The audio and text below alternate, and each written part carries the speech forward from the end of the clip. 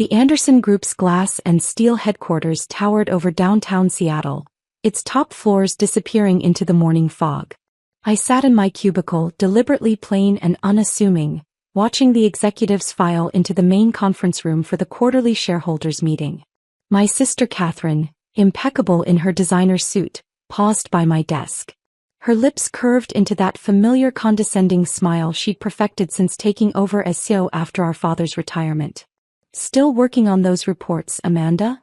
She made it sound like I was coloring with crayons. "The meeting today is for shareholders and executive staff only. You understand, don't you? Someone needs to keep things running out here." I glanced at my watch, 9:50 a.m. In exactly 10 minutes, the law firm of Brighton and Associates would deliver the documents revealing that Phoenix Ventures, my carefully hidden investment company, now owned 51% of Anderson Group's shares. "Of course, Catherine," I replied quietly, turning back to my computer screen. "I'll just stay here and process invoices." She lingered, never able to resist a chance to remind me of my place. "You know, if you just finished business school like Dad wanted, you might be in there with us. But I suppose some people are just meant for simpler roles." What Catherine didn't know was that I had finished business school, at night, while working my way up through various companies, learning every aspect of corporate operations from the ground up. While she was attending charity galas and collecting board positions through Dad's connections, I was building something real. My phone buzzed softly, a message from my lawyer. "Documents prepared. Team in position. Commence at 10 a.m. sharp." I typed back a single word: "Proceed." "Oh, and Amanda," Catherine added, already turning away, "we'll need coffee service in the boardroom. Make sure it's the premium blend this time, not that cheap stuff you ordered last month." I smiled, remembering how I'd deliberately ordered the cheap coffee, knowing it would give Catherine another excuse to highlight my incompetence. Every perceived failure had been carefully orchestrated, building their confidence while masking my true intentions. Through the glass walls, I could see our father settling into his chairman's seat. Robert Anderson, founder of Anderson Group, now semi-retired but still controlling the company through his chosen successor, my perfect, privileged sister. He caught my eye through the glass and frowned slightly, probably wondering why his disappointing younger daughter was even looking in that direction. My other phone, the one they didn't know about, buzzed with updates from my real office at Phoenix Ventures. Stock purchases confirmed. Proxy votes secured. Board members quietly informed of the impending change in ownership. Everything was ready. I watched the final executives hurry into the boardroom, clutching their leather portfolios and tablets. My brother-in-law James, Catherine's husband and the company's CFO, shot me a smug look as he passed. Just last week at the family dinner, he'd made a point of discussing his new Ferrari while asking if I'd finally paid off my used Toyota. The Toyota, like everything else about my apparent mediocrity, was a carefully chosen prop. They had no idea about the collection of luxury cars in my private garage, or the penthouse overlooking the bay, or the fact that I'd been systematically buying up Anderson Group shares through various shell companies for the past 3 years. At 9:58 a.m., right on schedule, an elegant woman in a crisp suit walked past my desk, nodding slightly. Jessica Brighton, senior partner at Brighton and Associates, and the only person besides my lawyers who knew my true identity as the CEO of Phoenix Ventures. I stood up, straightening my intentionally modest dress, and followed her to the boardroom. Catherine's voice carried through the door as we approached. "Before we begin, I'm pleased to announce that Anderson Group stock has reached an all-time high. Our strategy of aggressive expansion." Jessica pushed open the door, interrupting Catherine mid-sentence. The room fell silent as every head turned to stare at the unexpected intrusion. "Ms. Anderson," Jessica began, addressing Catherine, "I apologize for the interruption, but I have some rather urgent documents that require immediate attention." Catherine's perfect smile faltered slightly. "We're in the middle of a shareholders meeting. Whatever it is can wait." "Actually," Jessica replied, opening her briefcase, "this pertains directly to the shareholders meeting. Specifically, to the matter of majority ownership of Anderson Group." Dad leaned forward in his chair. "What are you talking about?"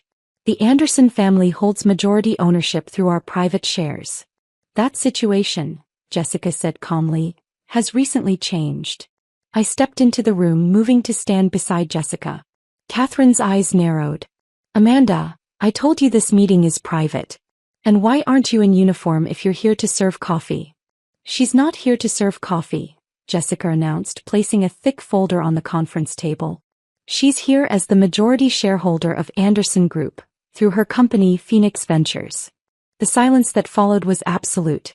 Catherine's face went pale then red. James dropped his Mont Blanc pen. Dad's hands gripped the arms of his chair until his knuckles turned white. That's impossible, Catherine finally managed. Phoenix Ventures is.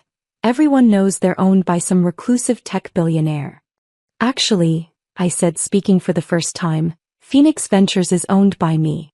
Has been since I founded it 8 years ago while you all thought I was just pushing papers in a cubicle. Dad found his voice.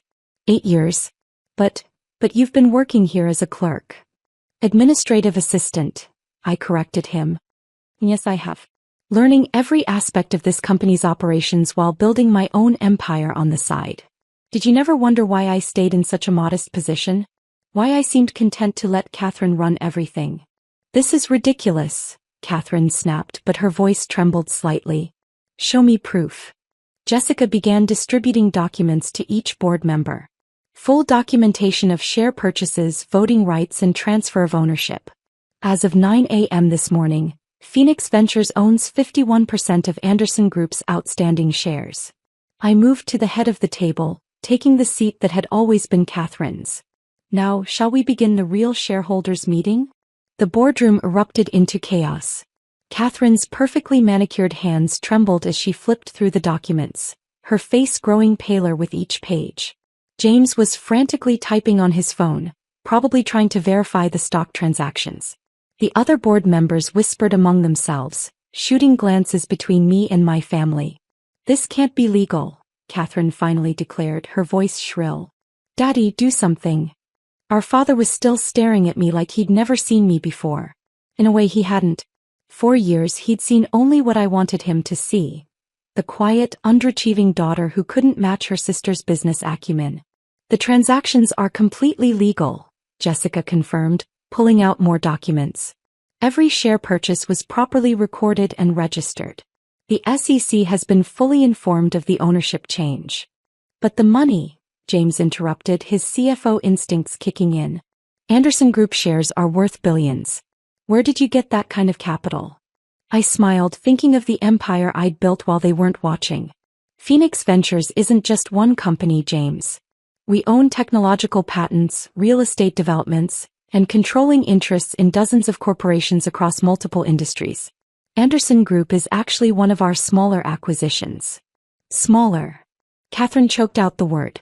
Current market value of Phoenix Ventures holdings exceeds $12 billion, Jessica stated matter-of-factly.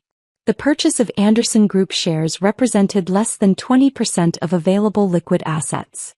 Dad finally found his voice.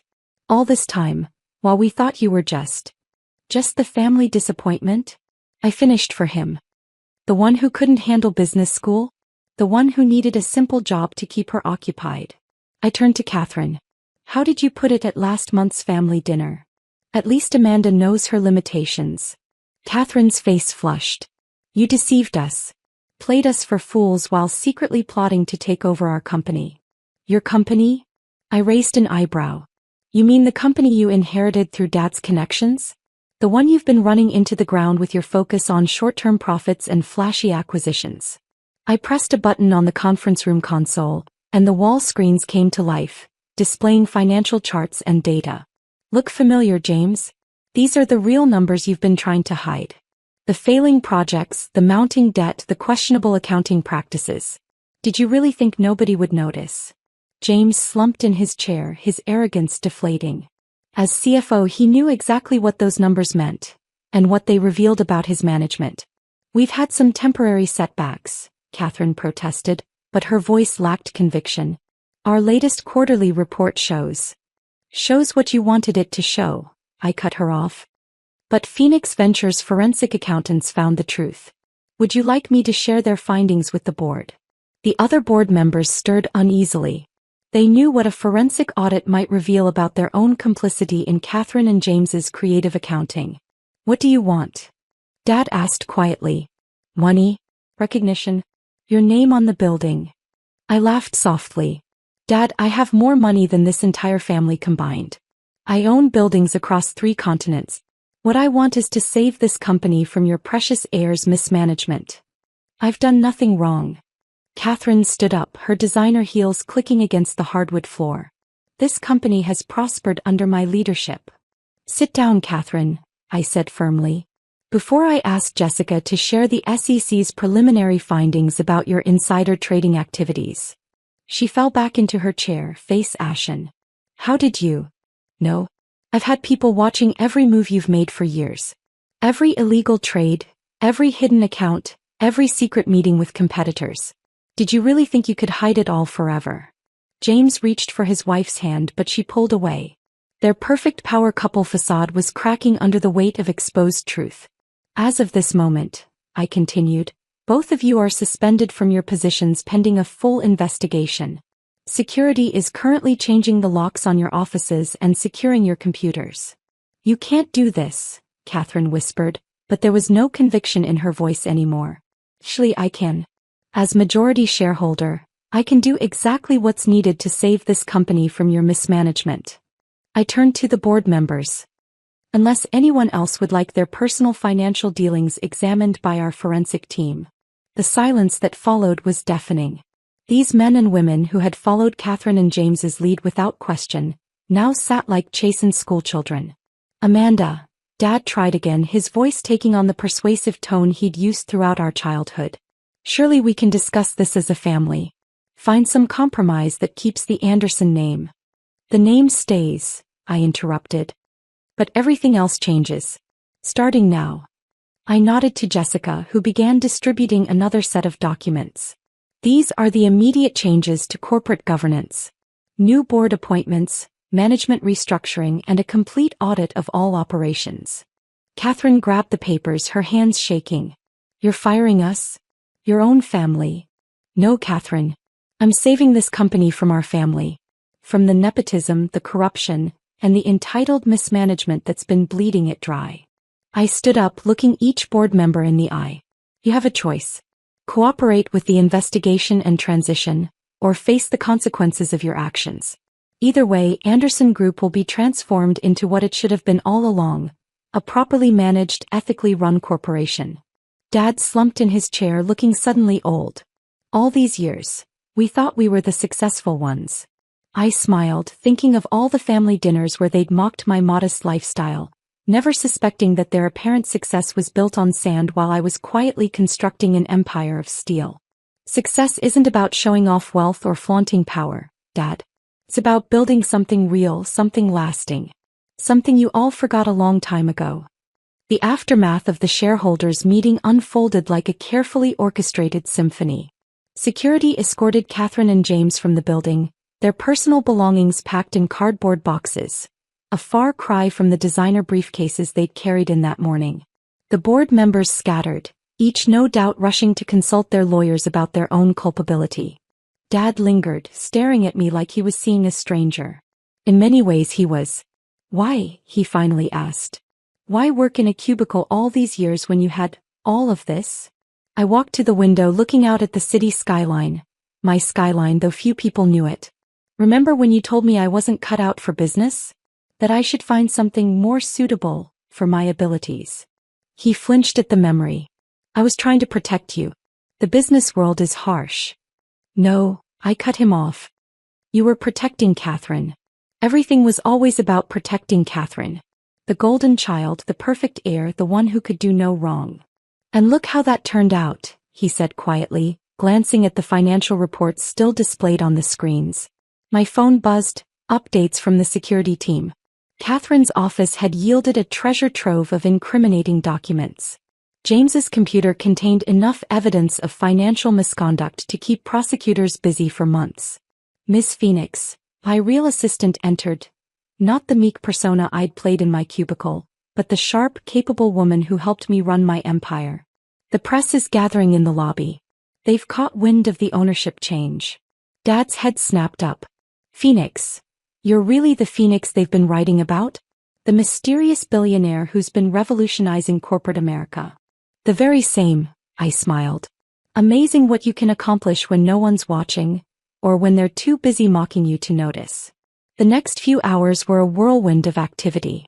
Press releases went out announcing the change in leadership.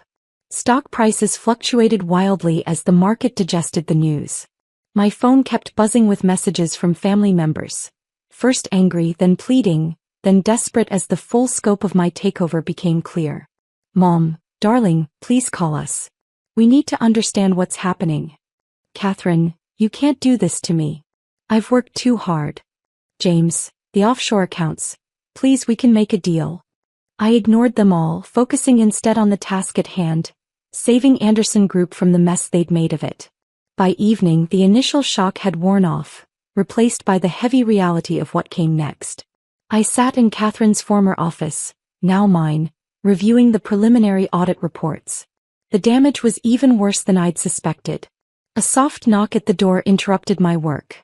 Dad stood there looking smaller somehow without his usual air of authority. "Security said I needed your permission to come up," he said, attempting a weak smile. "Standard protocol for suspended executives," I replied, not looking up from my reports. "Suspended? But I'm retired." "Semi-retired," I corrected him. "And still drawing a 7-figure salary while serving as chairman. A position you used to rubber stamp every questionable decision Catherine made." He sank into a chair across from me. I trusted her. She was so confident, so sure of herself. "No," I said firmly. "You didn't trust her. You favored her. There's a difference." "And you?" he asked quietly. "Did building all this make you happy? Prove us wrong." I finally looked up at him.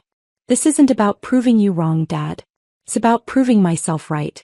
Every time you dismissed my ideas, every time Catherine mocked my little job, every time Mom suggested I just find a rich husband like she did, I was building something real." "The press is calling you a corporate raider," he said. "The press doesn't know the whole story.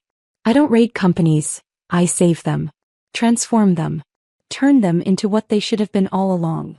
"And Anderson Group? What happens to your family's legacy?" I stood up, walking to the window where the city lights were coming on. "The legacy stays. But it will be earned now, not inherited. Every position, every promotion, every decision will be based on merit, not family connections. Even Catherine's? Especially Catherine's. If she wants to stay with the company, she'll start at entry level. Learn the business properly from the ground up, like I did."